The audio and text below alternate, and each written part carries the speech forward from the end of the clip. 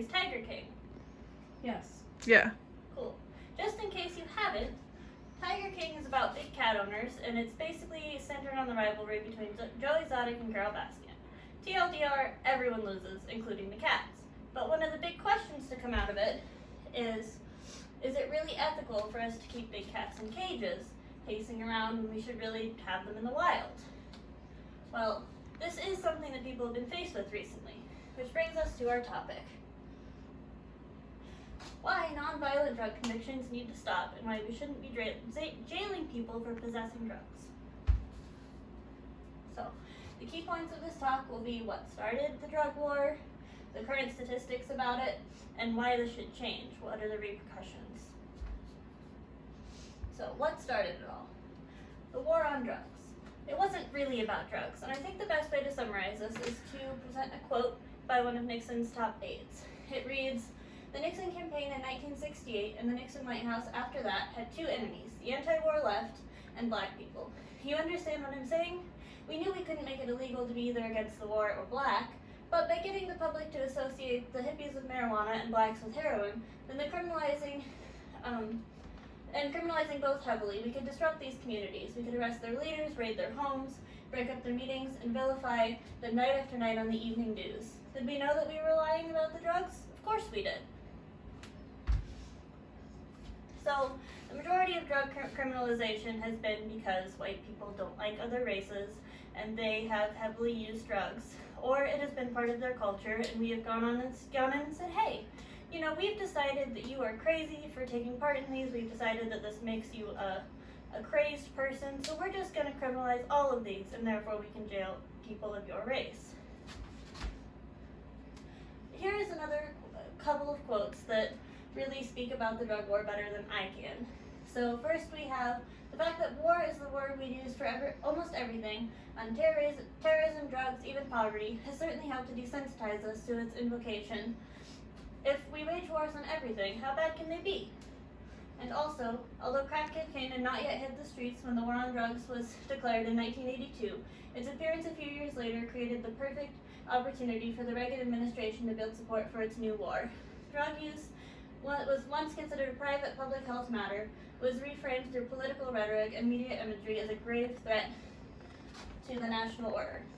So, the drug war wasn't really about drugs, and yet we still use it to justify locking up people for drugs. So, some current statistics about how many people are in prison for drugs. 1 in 5 incarcerated people is locked up for a drug offense in state prisons, local jails, and federal prisons. There are over 1 million drug possession arrests every year. That's a lot of people. It's 1 million people every year.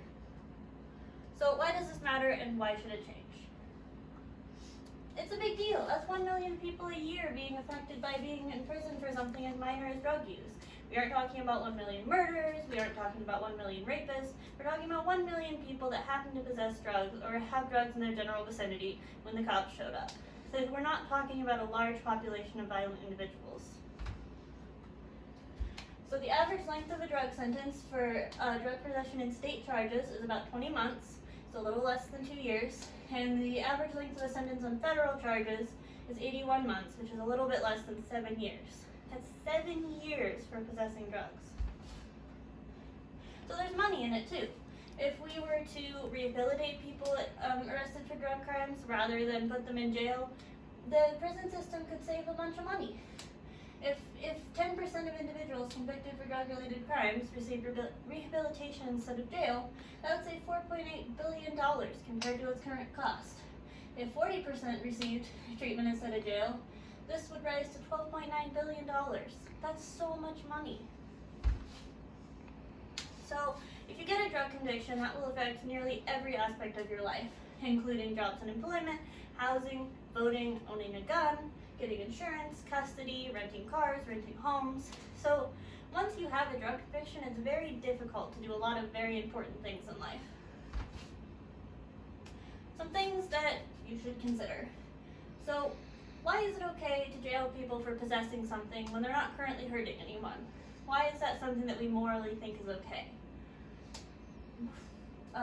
who suffers the most from drug criminalization? Is there certain races that seem to be jailed more? Because if you look at the statistics, there is severe minority overrepresentation in prison, particularly for drug use.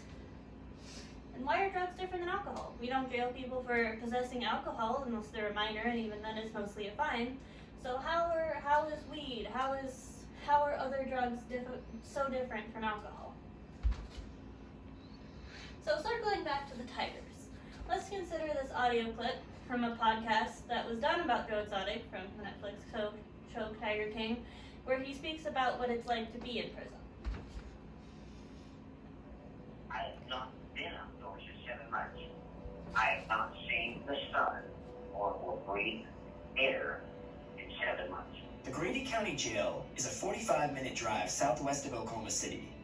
It's a giant tan-colored cube with virtually no windows. They lock you in concrete rooms with no TV, no radio, no nothing for weeks at a time. There is more regulations under the Animal Welfare Act to take care of an animal at a zoo than there is protecting human beings in jail. Of course, that's just his opinion, but it does say something if he feels that there are more regulations for taking care of large animals in the U.S. than there are to take care of the massive amount of people that we have incarcerated in this country.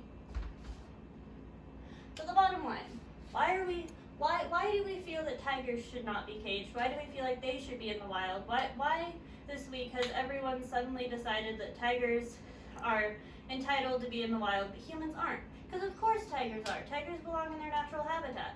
But people also don't deserve to be in cages for offenses such as drug use. If we're not okay with jailing tigers, we shouldn't be okay with jailing people for doing things that don't hurt anyone. These are my resources for this speech. More resources. Are there any questions? Yes. Has any country ever tried abolishing jailing people for drugs? There's been decriminalization in several countries, and from what I understand, it's worked reasonably well. They tend to focus on rehab instead of jailing people.